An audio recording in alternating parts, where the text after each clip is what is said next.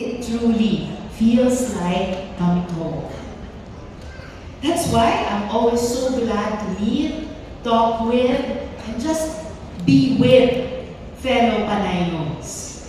You remind me of who I am and where I come from. It's even more special to be here today as we celebrate the liberation of Panay. Several decades have passed since our very own ancestors banded together, fought, and won the freedoms, the life that we live today. Sa Iloilo Provincial Employees and Community Multipurpose Cooperative, salamat gid for carrying forward the very Pinoy, very Ilonggo tradition of being there for one another, of mutual support, of bayanihan.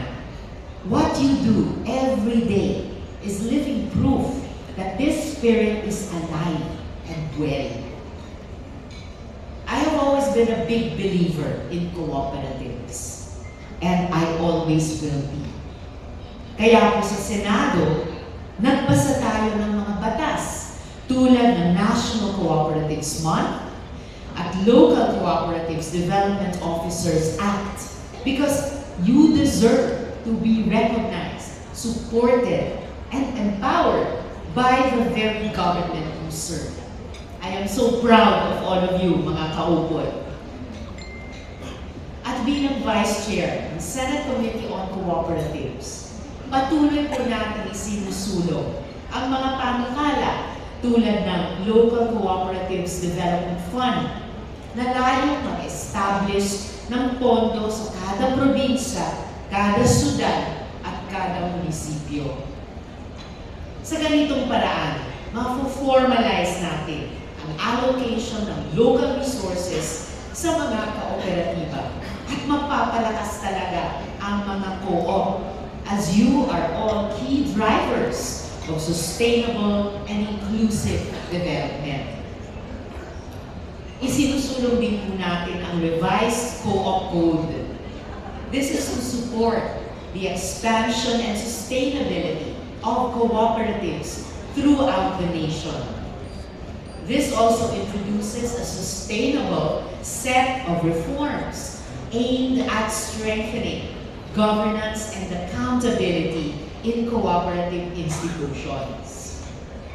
This measure also seeks to align operations with current economic, technological, and legal realities, as well as expand institutional support and government linkages. Through this bill, we aim to ensure transparency, financial integrity, and social responsibility. At syempre, kasama din po sa ating tinatrabaho ay ang Agricultural Cooperatives Act of 2025. This bill wants to strengthen agricultural cooperatives as key institutional partners in achieving national food security and inclusive rural development.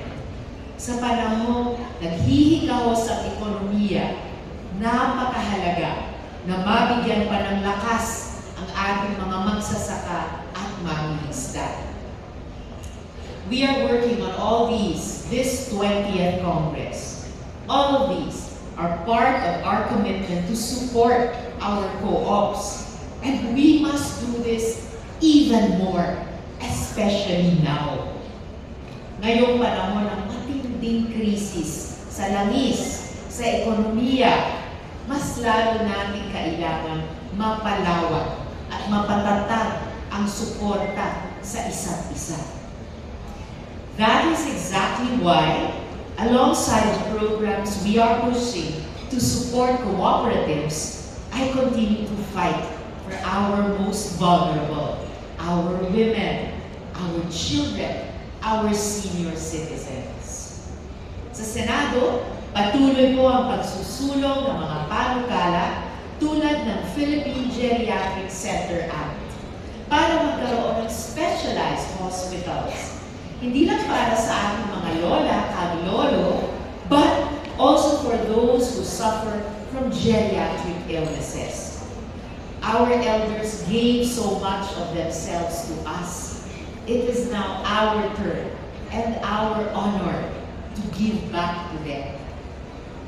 By the way, this bill is such a highlight for my career so far because this year, I turned 60. Yes, dual citizen ang anak ko. See you in the senior lane. Sino dire ang senior citizens man? Yay! Oh, ako. So, kita tayo sa senior lane. I am also happy to share that the Senate already passed the National Autism Care, Support, and Inclusion Act that I authored. This measure will ensure that the autism community is provided with greater social protections. Kasama na dito ang early detection at diagnosis, ang pag-expand sa healthcare at therapy, at ang pag-guarantee sa inclusive education. Just like cooperatives, through these bills, we show that every Filipino deserves to be seen, to be cared for, and to belong. Kaya naman, noon pa man, kasanggano po ako sa mga pulisiyang papalakas ng ating mga kooperatiba. Dahil ang paninindigan natin, dapat kakampi ng ordinaryong Pilipino ang kanyang gobyerno.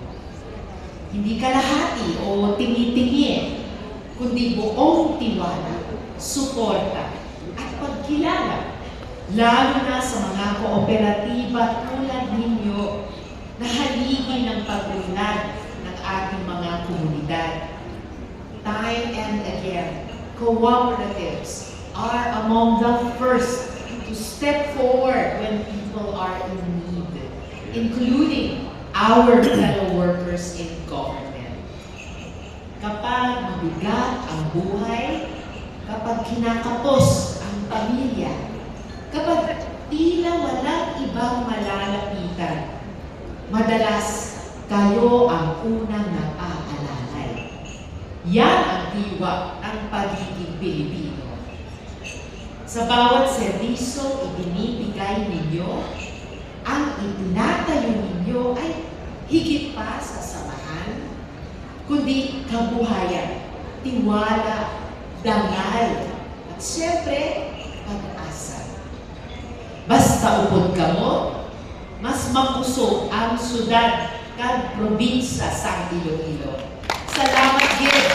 Maraming salamat for all that you do and all that you continue to do. Mabuhay ang kooperatiba. Mabuhay